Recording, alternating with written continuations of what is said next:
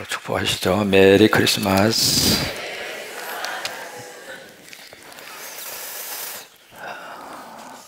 어떤 분이 목사님에게 와서 목사님, 제 소원을 좀 이루어 줄 수 있도록 도와주세요.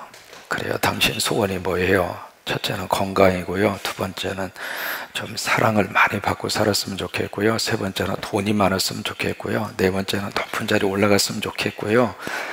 그러면서 이제 그분의 소원을 쭉 이렇게 나열을 하세요. 그러니까 목사님이 하시는 말씀이 당신에게 가장 중요한 거 한 가지가 빠졌다고. 그것은 바로 당신의 마음속에 있는 평화라고. 만약에 당신이 아무리 건강하다 하더라도 늘 속이 불안하고 걱정으로 그냥 스트레스로 가득히 차 있으면 그 건강이 무슨 행복이 되겠느냐고. 여러분, 그래야 안 그래요? 내가 다른 사람도 사랑을 아무리 많이 받는다 하더라도 늘 마음이 복잡해. 그래서 마음이 편하지가 못해. 그러면 그 사랑이 무슨 나에게 기쁨이 되고, 뭐 돈을 어느 정도 모아서 가지고 있다 하더라도 내 마음속에 평화가 없으면은 그 물질, 그 돈이 얼마나 나에게 웃음을 선사해 줄 수 있겠느냐. 그러면서 가장 중요한 것은 마음의 평화라고. 근데 평화를 주시기 위해서 이 세상에 오신 분이 예수 그리스도입니다. 그래서 누가 2장에 보시면은 거기에 첫 번째 천군과 천사가 팍 동원이 돼서 첫 번 크리스마스에 칸타타가 팍 하고 울려 퍼져요. 누가 2장에 보시면 얼마나 많은 대원들이 참여를 했는지 수를 헤아릴 수 없을 정도로, 그러니까 엄청난 그 찬양의 멤버들이 동원이 돼서 땅의 사람들이 아닙니다. 하늘의 사람들을 하나님이 동원시키셔서 그렇게 해서 이제 칸타타가 울려 퍼지는데, 그 칸타타의 가장 중요한 가사가 나옵니다. 하늘에는 뭐예요? 영광이요. 여러분, 성탄은 하나님에게 영광입니다. 그래서 그 성탄을 믿는 성도들도 하나님이 영광스럽게 만들어 주십니다. 하늘은 영광이요, 땅에서는 하나님이 기뻐하심을 입은 사람들. 하나님이 기뻐하는 사람이 누군가? 바로 여러분입니다. 이 새벽기단을 지키고 나와서 찬양해 주신 우리 제1남신도 여러분 한 분 한 분을 하나님이 기뻐하셔요. 크게 아멘. 하나님이 너무 우리들을 기뻐하세요. 우리를 보시면서 하나님이 너무 행복해 하시고, 스바냐서에 그렇게 말씀하시잖아요. 어떻게 어떻게 할 수 없을 정도로 마치 손주들의 재롱을 보면서 할아버지 할머니가 어쩔 수 없을 것처럼. 앞으로 손주 자랑을 또 500원 내고 하세요. 그런 것보다도 더 하나님은 우리를 보시면서 너무 기뻐하세요. 이 새벽기단을 지키는 여러분들을 보시면서 하나님이 너무 기뻐하시고, 오늘도 나와서 예배하는구나, 오늘도 나와서 기도하는구나, 오늘도 이렇게 내 앞에 와주었구나, 하나님이 이렇게 보시면서 너무 기뻐하세요. 그때 기뻐하심을 입은 우리들에게 이 성탄을 통해서 하나님이 무엇을 주시는가? 바로 평화예요. 하나님이 그 평화를 이 시간도 부어주시기를 바라고, 이 성탄의 계절에 이 연말 연시에 무엇보다도 하나님께서 우리 마음을 꼭 지켜주셔서 오늘 하루를 살더라도 속 편하게 살아야 행복해. 오늘 하루를 살더라도 하나님이 주시는 평화로 우리 생각을 지켜주시고, 우리 가정을 지켜주시고, 우리 후손들의 자리를 지켜주시고, 그런 축복이 임하기를 주의 이름으로 축원합니다. 오늘 아굴은 두 가지의 잠언을 이야기합니다. 여러분, 잠언이라고 하는 것은 삶의 지혜, 우리식으로 말하면 속담, 아니면 전통적으로 쭉 이어져 내려왔던 지혜를 성경에서는 proverb에서 잠언이라 그렇게 이야기를 하는 거예요. 그래서 두 가지의 잠언을 이야기합니다. 첫째는 여기 21절에 보시면 그렇게 말씀하죠. 세상을 진동시키고 세상이 견딜 수 없게 하는 서너 가지 것이 있더라. 무슨 얘기냐면 세상을 아주 복잡하게 하고 세상을 막 시끄럽게 하고, 그 일로 인해서 거기에 속한 공동체의 사람들이 너무 힘들게 하고 아프게 하고, 그런 일들이 네 가지 것이 있더라 하면서 네 가지의 케이스로 쭉 이야기를 합니다. 22절에 보시면 첫 번째 누가 있느냐면 종이 임금이 되더라. 종 되었던 사람이 임금이 되니까 그 임금이 되는 순간 그 세상 자체가 시끄럽고 복잡해지더라, 그 말이에요. 여러분, 그 말씀은 종은 임금이 될 수 없다 그 말이 아닙니다. 성경에도 여러분 아시잖아요. 요셉 같은 사람 애굽의 종이었잖아요. 종살이 하던 사람을 하나님이 13년 만에 그를 세우셔서 애굽의 2인자의 권력의 자리까지 하나님이 높여주시잖아요. 다니엘 같은 경우에는 포로로 끌려갔던 사람이거든요. 근데 그 사람을 바벨론 제국에서 거기에 한 지역을 통치하는 그런 지도자까지 하나님이 높여주잖아요. 그러니까 신분에 상관이 없어요. 어떤 신분이라 하더라도 하나님이 높여주시면 그 자리까지 올라갈 수 있는 거거든요. 그러니까 종이 대통령 못 된다, 임금 못 된다, 그 말이 아닙니다. 이 말씀의 뜻은 여기에 자격이 갖추어져 있지 않는 사람, 그 자리에 올라가서는 안 되는 사람, 그런 사람이 있거든요. 누가 보아도 저 사람은 준비가 안 돼 있어, 저 사람이 그릇이 아직 안 돼. 근데 그 사람이 그 높은 자리까지 올라가면 그 사람 때문에 세상이 아주 시끄럽다 이 말이에요. 이제 그런 경우를 여기서 이야기를 하고 있습니다. 여러분, 세상은 상식만 통해도 세상은 살만합니다.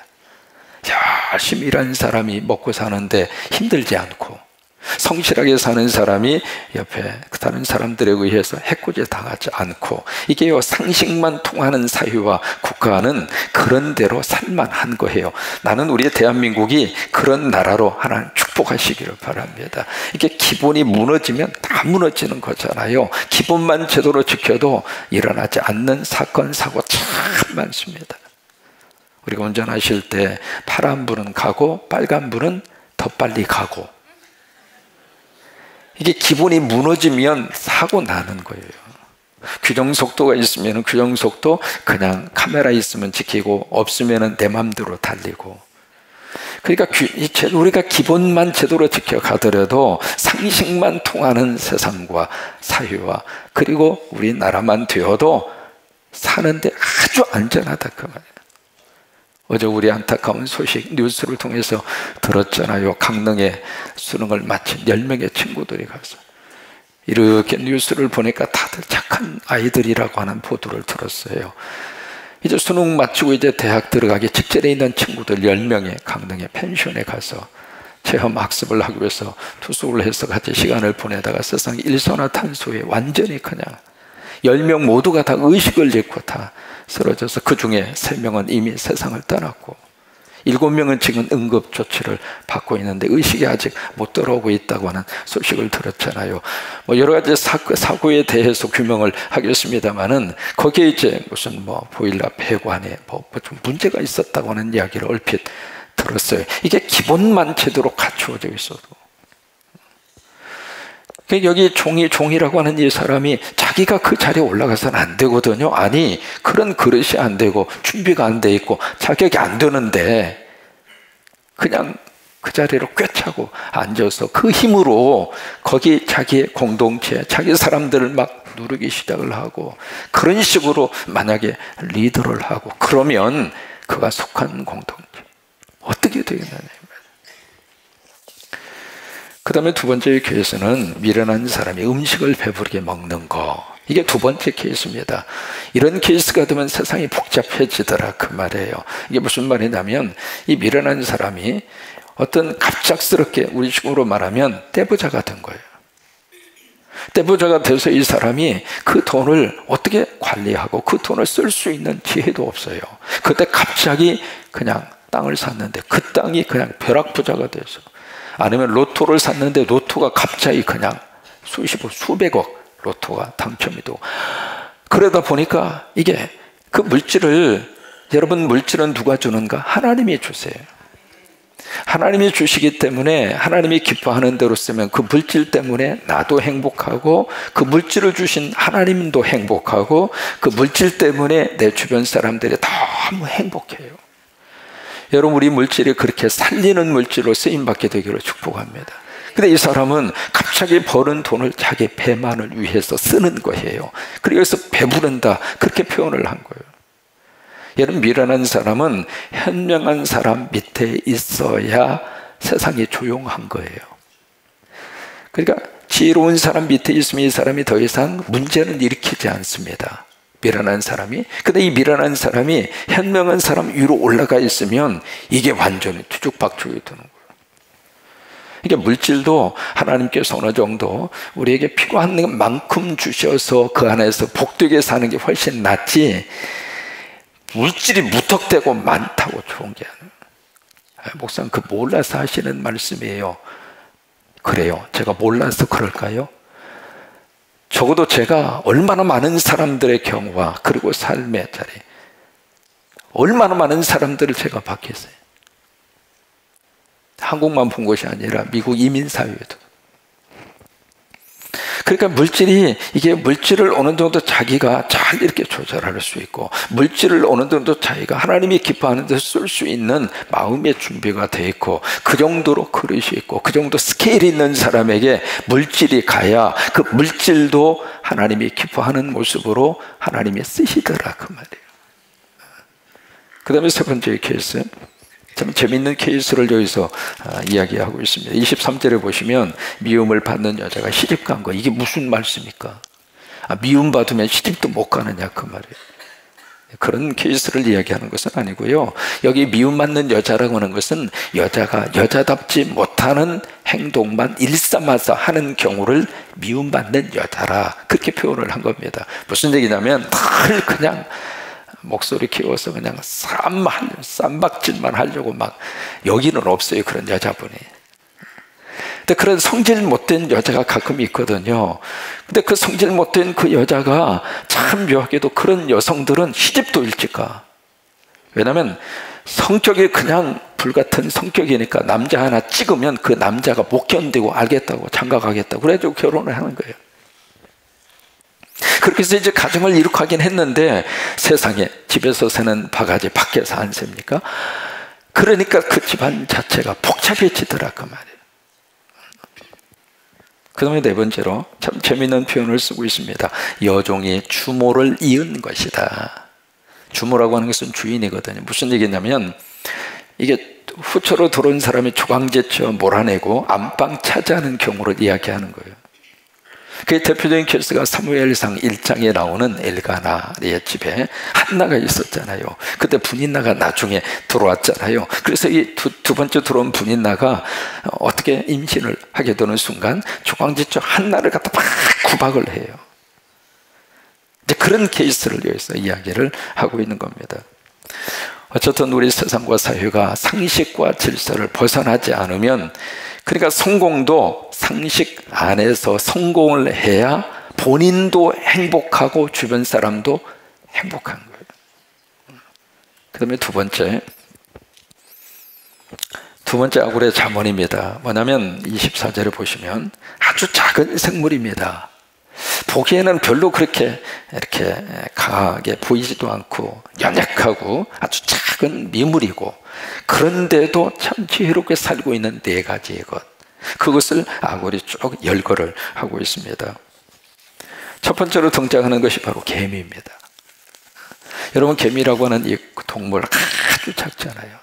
뭐 보통 작은 게 아니잖아요.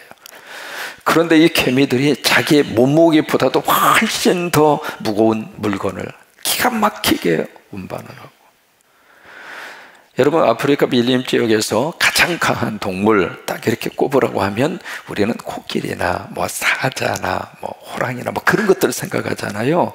여러분, 아프리카 밀림에서 가장 강한 동물은 개미입니다. 이게 한번 이동을 하면 길이가 4km입니다. 놀랄만 하죠.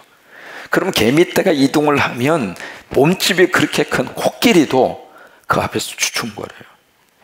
이 개미가 한번 공격하면 코끼리도 무너뜨리거든요. 개미떼가 한번 이렇게 지나가잖아요. 그러면 사자가 개미떼 지나가는 것을 딱 보는 순간 개미떼 반대 방향으로 도망갑니다. 그러니까 밀림 지역에서 가장 작은 것이 작지만은 가장 강한 결집력을 가지고 있는 동물 중에 하나가 개미예요. 이 지구상에서 벌써 역사가요 1억 5천만 년 전부터 올라갑니다. 백악기 시절부터 올라갑니다. 개미는. 이제 개미의 종류가요 얼마나 많은지, 지구상 어디를 가든지 있는 동물 가운데 하나가 개미예요. 개미는 죽지도 않아요. 사라지지도 않습니다. 이 개미가 무슨 다른 짐승을 잡아먹고 그렇게 사는 것도 아니잖아요. 그래도 이 개미, 우리가 잘 알고 있는 것처럼 겨울을 탁 그래서 미리 다 준비하고 대비하고. 또 하나, 이 개미는 겨울에, 그 추운 겨울에도 얼어 죽지도 않아요. 우리처럼 무슨 뭐 털 옷을 입는 것도 아니고 귀마개를 하는 것도 아니고. 개미가 마스크 쓰고 다니는 거 봤어요? 그래도 겨울철에 개미가 얼어 죽지가 않아요. 아무튼 작지만은 참 지혜롭게 살고 있는 개미, 그 개미를 보면서 삶의 어떤 지혜를 배우라, 그 이야기죠. 우리가 나 혼자로서는 작지만은 이게 하나가 모이고 둘이 모이고 서로 협동하고 그러면 그 안에서 큰 힘이 나오더라, 그 말이에요. 두 번째는 사반입니다. 사반은 지금으로 말하면 너구리, 바위 틈에서 살고 있는 너구리 정도 이렇게 기억을 하시면 됩니다. 토끼하고 비슷한 사이즈이고요. 색깔은 갈색을 띠고 있습니다. 이 사반이라고 하는 것은 이 발톱이 날카롭지 못해서 흙을 파지를 못합니다. 그래서 토끼처럼 이 굴을 파거나 그래서 그 속에 들어가서 살지를 못해요. 그래서 이 사반은 주로 이제 바위 틈새, 바위가 있는 그 틈새에다가 자기의 그 둥지를 틀고 거기서 그렇게 살고, 또 하나 이 사반은 아주 겁이 굉장히 많습니다. 그래서 혼자 사는 것이 아니라 사반은 가족끼리 옹기종기 서로 그렇게 살아요. 그래서 조그마한 위험 신호가 있으면은 그냥 거기서 숨어버리고. 그래서 이 사반이 참 연약한 존재이지만은 바위 틈에 의지해서, 바위의 큰 힘에 의지해서 그렇게 사는 사반을 보면서 아, 그래, 저것이 바로 지혜라고 하는 거예요. 우리도 참 연약하잖아요. 바위를 하나만 두라도 감기가 막 콜록콜록. 어제 어느 분 집에 가서 어머님이 지난 토요일 날 돌아가셔서 잠깐 같이 한번 말씀을 나눠보니까 뭐 잡수시다가 급체를 한 거예요. 여러분, 배고프면은 빨리 드시면 안 됩니다. 급하게 드시면 이렇게 체하는 거예요. 연세가 이제 80세가 넘으신 어르신이셨는데 갑자기 드시다 급체를 해서, 이제 급체를 하니까 여러분, 급체를 했을 때에는 그분 이야기가 그러시더라고요. 빨리 차로에서 병원으로 모시고 가려고 하지 말고 빨리 119로 신고하래요. 빨리 신고를 하면 지금은요 119가 어느 지역에 있든지 짧은 시간에 금방 도착을 해서 응급조치를 바로 할 수 있는 거예요. 근데 그냥 차에다 모시고 병원으로 모시고 가다 보니까 이게 시간이 많이 걸리는 거예요. 그렇게 하지 말고 집에서 갑자기 무슨 일이 생기면 꼭 119로 꼭 전화를 하셔서 바로 응급조치를 그 순간에 바로 받을 수 있도록. 또 하나, 여러분 화장실에 가서 전화 별소리 듣고 절대로 뛰어와서 전화 받지 마세요. 그렇게 해서 넘어지는 경우들이 너무 많습니다. 급한 전화는 자기가 급하니까 또 전화합니다. 절대로 예수님 오신다는 소식 위에는 이 세상에 급한 소식 하나도 없어요. 자, 서로 알려주시기 바랍니다. 예수님 오신다는 소식 외에는 급한 소식 하나도 없습니다. 시작! 화장실에서 이렇게 볼일 보시다가 전화벨이 팍 울리니까 급한 마음에 오다가 화장실에서 맞으시고, 이게 한번 연세 드신 분들 골절이 일어나면 잘 붙지도 않아요. 그러니까 서두르다가 그런 일이 일어나는데, 그 어르신도 이제 배고프셨나 봐요. 급하게 잡수시다가 급체를 해서. 그러니까 사람이 강한 것 같아도 참 약해요. 조금 추워봐요. 아이고 추워. 조금 더워봐요. 어땀에 더워. 그냥 사람처럼 연약하게 짝이 없어요. 근데 연약하지만은 우리가 바위 같은 주님을 딱 의지하고, 그게 축복이에요. 우리 힘으로는 땅 파고 들어가서 숨어서 살 수 없지만 반석이신 주님을 딱 의지하고 그 주님 힘 의지하면서 그렇게 사는 거예요. 그게 사반이에요. 그 다음에 세 번째로 메뚜기가 나옵니다.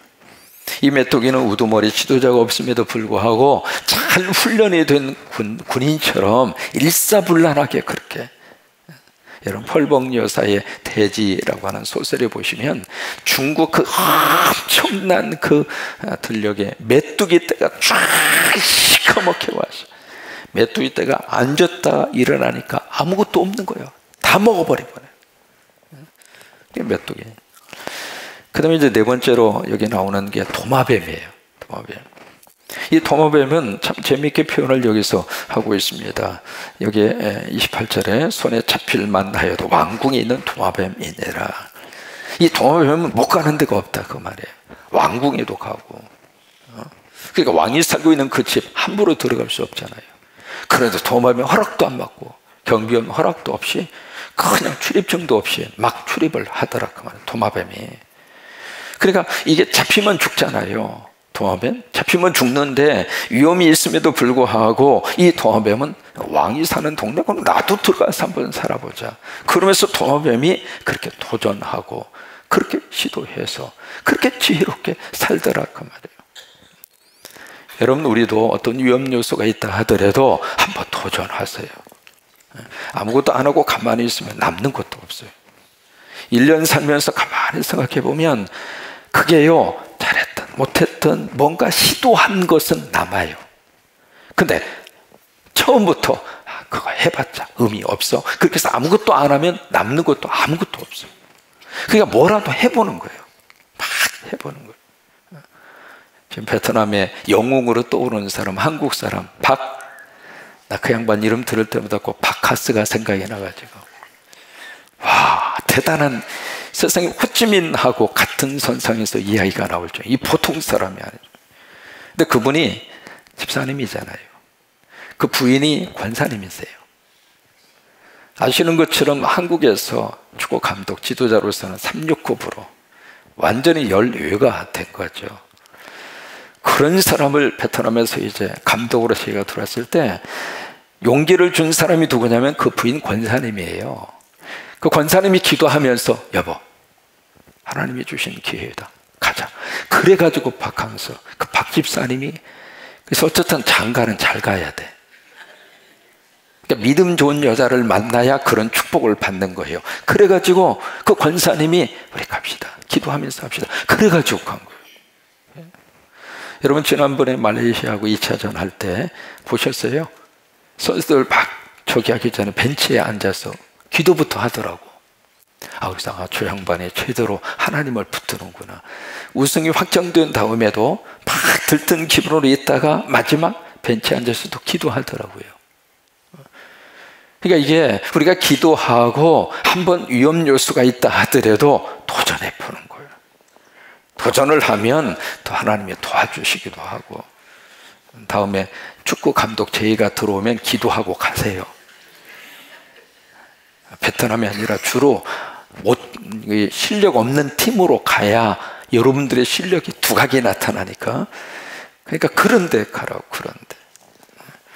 그래, 오늘도 기도하면 하나님이 도와주실 줄은 믿습니다.